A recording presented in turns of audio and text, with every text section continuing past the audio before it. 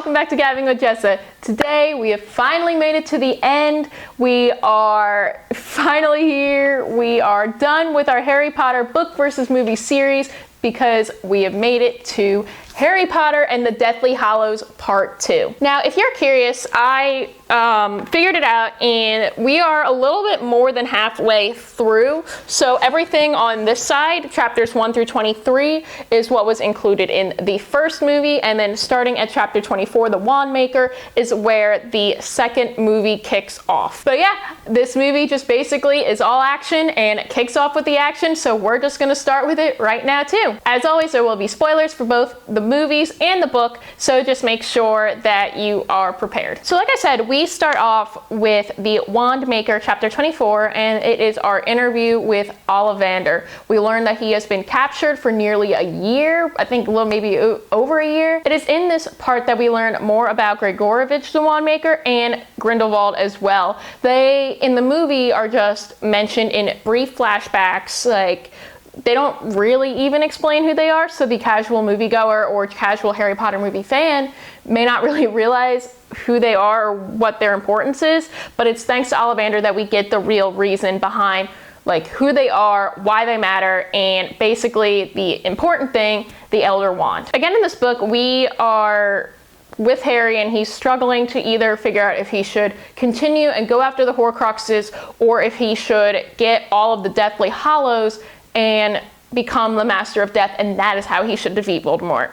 But it is in this that he realizes that Dumbledore not only had the Elder Wand, but didn't leave it to him, like he left him the Sword of Godric Gryffindor, and that is what tells Harry in his head that he's like, you know what, this means that Dumbledore wanted me to go after the Horcruxes. He left me the sword because he knew that's how the Horcruxes would be destroyed. He didn't leave me his wand. So this is when Harry realizes, okay, Hallows are not the way to go. Horcruxes are. We get another showing up of Lupin. He shows up in Shell Cottage, just like kind of like he did back in number 12 Grimmauld Place, but this time he comes with happy news. He has just given birth to a very healthy baby boy, and he wants Harry to be the godfather. And I thought this was really nice to include. It's not really needed. Well, I mean, it kind of is, because later on stuff when, like in the Resurrection Stone scene when he mentions that he has a son, and we're like, what? Anyway, it's nice to be able to celebrate something happy going on during a time that is not so happy. So we discover that we need to break into Gringotts into Bellatrix's vault.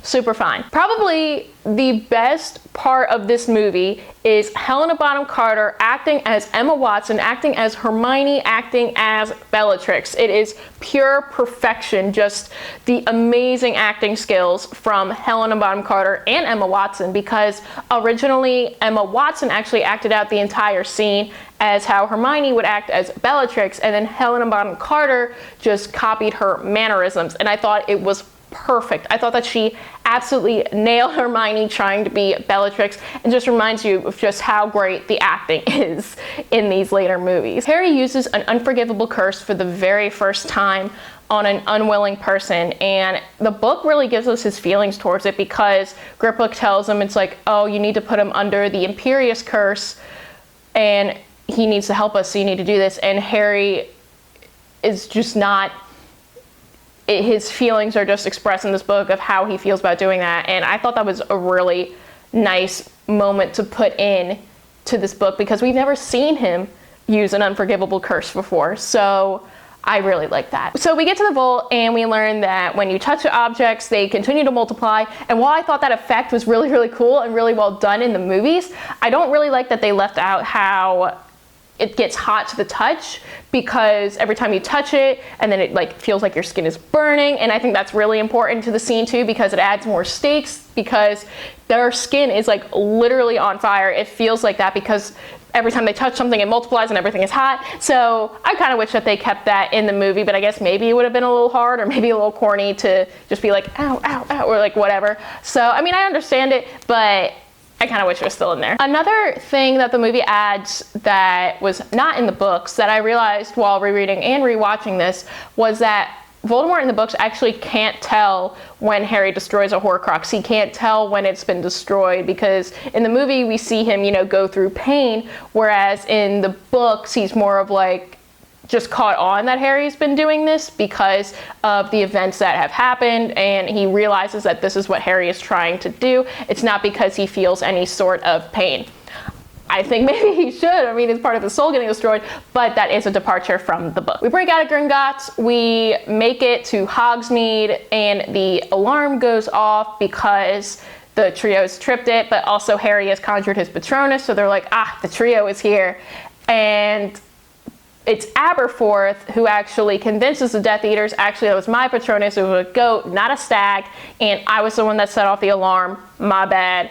Move along your day. So I think that makes a lot more sense on how, like, you go in and then there's a screeching sound in the movie and they just kind of like run away. I don't know. It just is, I'm glad that they had the part in the movie, but a little more explanation would have been nice. I feel like a lot of the explanation in like this latter part of the book was taken out for all action, and while I do love the action, like I said before, I think realizing a lot of the exposition or just explanations were kind of left out. And to go off of that, after we meet Aberforth Dumbledore for the first time, we get the final bit of Dumbledore history from him. We learn that Dumbledore and Aberforth had a younger sister named Ariana, and Ariana was magical and was practicing magic, but then a few Muggle boys come up to her when she's very young and end up torturing her in some way, making fun of her, something like that, and now she is permanently traumatized. Her father, being an absolute great father, fights off the Muggle boys for torturing his daughter, but unfortunately this ends him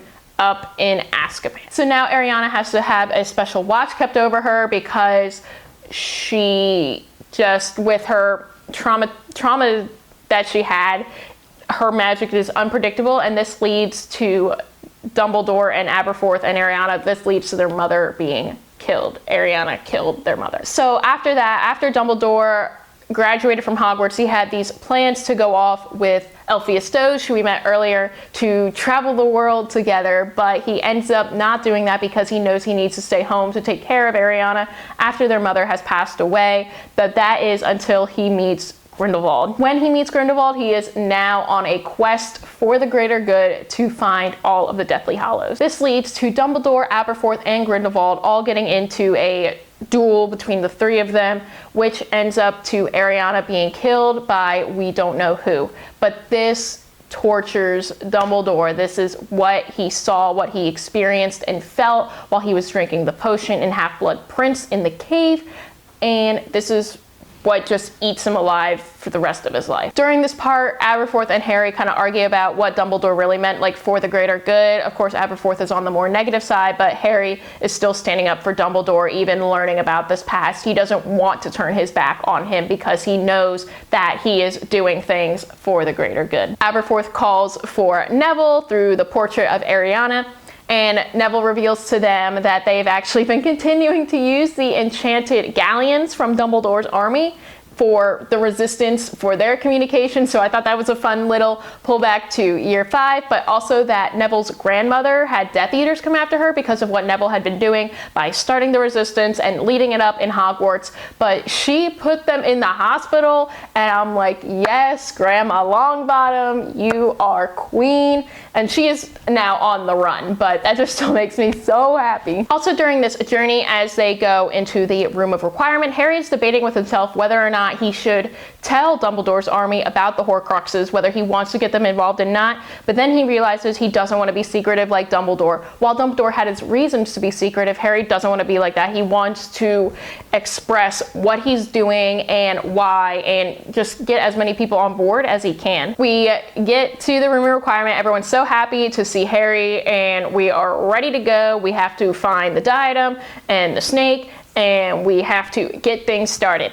Now, what's different from the book and the movie is that in the book, we do go up to Ravenclaw's common room, but in the movie, we are actually stopped by Luna because she's like, no one's seen this. Why would it be in Ravenclaw's common room? But I am here for sassy and stern Luna when she is telling Harry that he needs to listen to her because of what she has to say, and I loved that in the movie. I thought it was a great character moment for Luna. So then we actually do go to a Ravenclaw's common room, and there's this whole scene with one of the Carrows. I don't remember which one.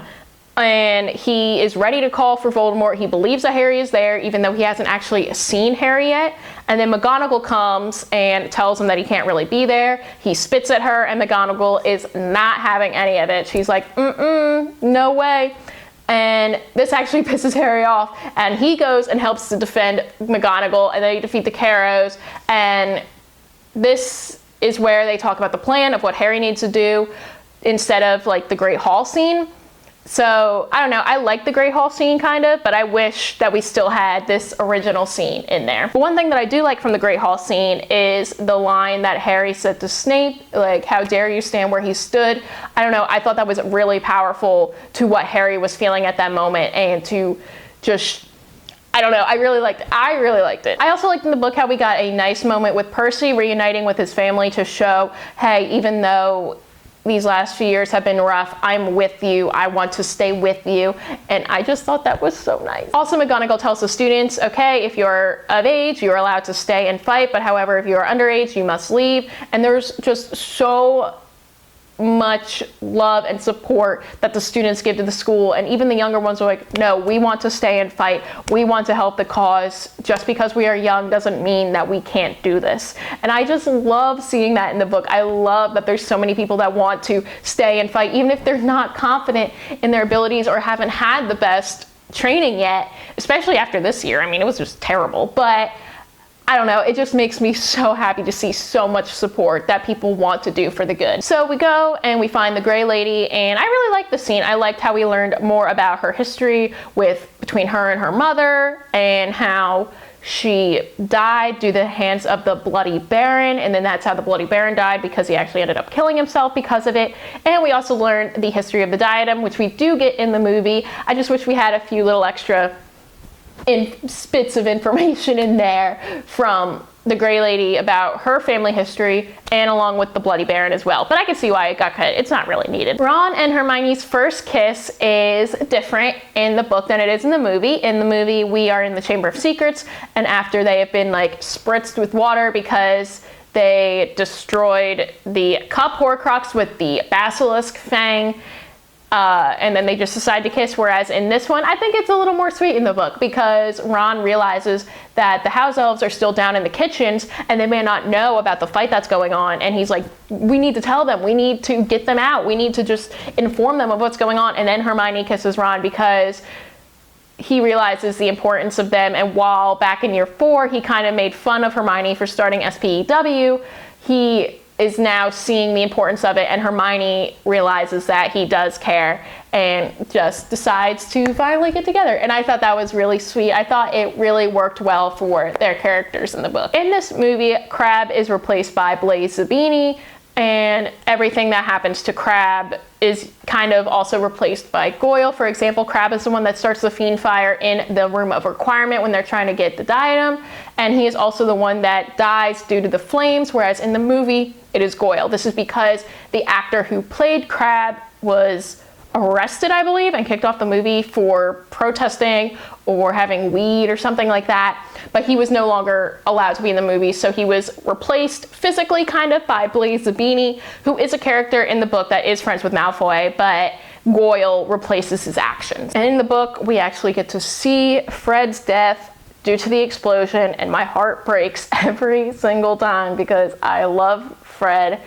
And I thought it was actually good to kill off one of the Weasleys because their family is so big, and they just are kind of the opposite of pureblood families that we have seen, because they accept everyone for who they are, no matter their blood status. And I think it was good to kill one of them off. I wish it wasn't Fred, but I think that it just showed that just because you're good doesn't mean that you're safe. Also, one thing that I loved that I know that we didn't need was seeing Trelawney throw her crystal balls from like a balcony in the stairs or whatever, and they're hitting Fenrir Grey back in the head. I don't know, it's so much fun. I love Trelawney, and I love seeing her fight in this with the crystal balls. I don't know, it's fun. A lot of the commotion that takes place in the castle because of the battle that's going on kind of is cut from the movie.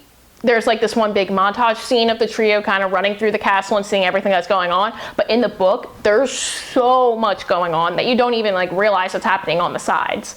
And I get why you can't include all of that But the montage was nice. I did enjoy it. Snape's death. His location is changed from the Shrieking Shack to the boathouse. And while like this was an okay change, and I thought the boathouse was actually very beautiful, and I thought that it was a very peaceful place to die and have this major scene go down, the Shrieking Shack I liked in the book because it was kind of a full circle moment, as Snape almost died in the Shrieking Shack due to the hands of Lupin in their, I don't know, their third year or something like that.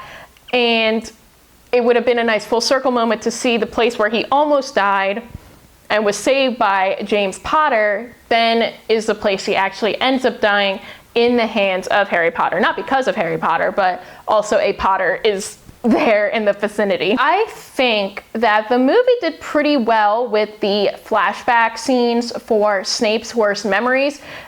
You've heard me complain before in various videos about how I don't think any of the flashback pensive scenes were done justice of what they should be in book 4, 5, 6. I just don't think that they were there. And I really do appreciate that the movie didn't skimp on this at all. It wasn't just like a 30-second clip, because it's a whole chapter that we get on the background of Snape and what he did and why he did it.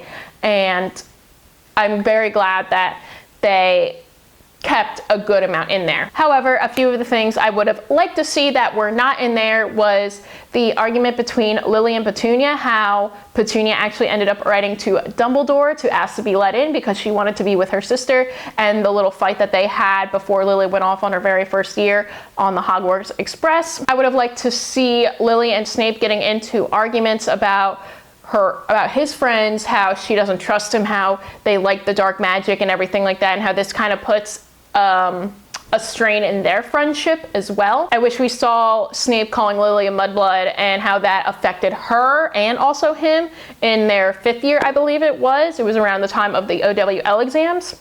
I would have liked to see how he realizes that words can hurt and how it just wasn't the right thing to say at that time, or ever actually. And also I would have just liked to see more of the behind the scenes of what Snape was doing during Harry's years. I know we do get clips and snippets of it here and there in the movie, but seeing more of what he was actually doing, realizing how much of a double agent he was, I think would have been really, really nice to see in the movie and drawn out. I wish it was a little bit longer, but I can see why it wasn't, because this movie is about the action, and that is a very, I don't want to call it a slow part because there's a lot involved, but it does take away from the action of the movie. After Harry realizes through Snape's memories that he is the one that has to die, in the movie he goes and he doesn't say it to Ron and Hermione, but like they understand it's what's going on. But in the book he actually doesn't say goodbye to them. He just walks out of the castle and walks to the Forbidden Forest. He doesn't want to see anyone, he doesn't want to talk to anyone, he doesn't want anyone to realize what he has to do. We go to the forest, we get the resurrection stone scene, which I thought was very nice. I think that it was done well. Again, like I mentioned earlier, with the mentioning of the sun, I don't know, it was just kind of randomly thrown in there because we never talked about this before. It was kind of hinted at, like at the very beginning of movie 7. But if you didn't catch it, then it just doesn't make sense. Either way, I still thought it was a very nice scene. So Voldemort does his thing, kills Harry. Harry is now sent to the King's Cross scene. And during the scene, I thought it was very nice. I thought that it did well as well. But during this, I wish that we got a little bit of a better explanation on how Lily's protection really worked. It's something that can be a little bit confusing, but here in Dumbledore's speech and talking to Harry in this nice conversation, we get a better explanation on Lily's protection and how it saved Harry before, how it saved Harry now, when Voldemort took Harry's blood, how it affected both of them in that kind of way. This would have been really nice to have. I think it was mentioned in the movie a little bit. I just wanted a little bit more. But also from this scene, we get more of an explanation of Dumbledore's side of his history that we've learned throughout these 2 movies and throughout this book. And that would have been nice to see. But again, because a lot of it was cut, there's no point in having it because it was cut. We learned that Harry is actually a descendant of one of the Peverell brothers, Ignatius Peverell, and he is the brother in the story that had the invisibility cloak. This is why Harry was granted with an actual invisibility cloak, not like a fake one that Xenophilius Lovegood kind of talks about during this part of the book earlier on. So it makes sense of why Harry's father had it, because it was passed down from generation to generation, just like Ignatius did at the end of the Three Brothers story. He passed it on to his son so death could take him away too. We think Harry's dead. We bring him to the castle, and Voldemort's like, all right, people, he's dead. Come join my side. And Neville is still the first person to step forward, and everyone's like, oh my gosh, not Neville. But Neville still stands up for himself. He stands up for everyone, saying that they're going to fight him or whatever. But in this scene in the book, I thought was really cool, is that Voldemort then summons the Sorting Hat. He's like, there's going to be no more sorting. Everyone's going to be in Slytherin from now on here at Hogwarts. And then he takes it and like jams it on Neville's head, and then it sets it on fire while it's on his head. And I'm like, what is going on? And during this part of the book, this is when like 500 things start happening at once. Like everyone starts fighting. Like we get the famous Molly and Bellatrix scene, which is amazing in the book and it's amazing in the movie. I loved both of them. We do get a stern Molly in the movie, not like screaming Molly kind of like in the book. I love stern Molly. I am here for it. But also one thing that I thought was really cool was that Neville cuts off the head of Nagini because the sword is still in the Sorting Hat, and cuts off the head of Nagini right there in front of Voldemort. And it's so cool because it's just kind of like a big F you to Voldemort right then and there, right in front of his face, by someone that he thinks is like so weak because of what happened to his parents. So the final battle between Harry and Voldemort takes place in the Great Hall, not in like the courtyard. They also don't do that weird like going through the castle thing and then the face merger flying thing. I don't know. I don't mind that it was changed to the courtyard. I do mind of all the weird stuff going on through the castle, but either way, it does take place in the Great Hall. And while we are here in the Great Hall, Harry kind of discusses like to Voldemort, hey, this is who we are, this is how we got here, this is how I'm still alive. He basically explains that because of his willing sacrifice in the forest, he has now protected everyone that he loves, everyone here in the castle, just like his mother did to protect himself. He learns that he didn't actually kill him. It was like the Horcrux inside him, that's what he really killed. And he also kind of talks about how, hey, Snape was never on your side. He was a double agent and was here for Dumbledore the entire time. And also, you don't understand how wand lore works because you are not in control of the Elder Wand. I am. So you killed Snape for no reason, because technically Snape didn't disarm Dumbledore. He killed Dumbledore, but he didn't disarm him. Draco did. And then Harry disarmed Draco, and you know, that whole thing. We fight.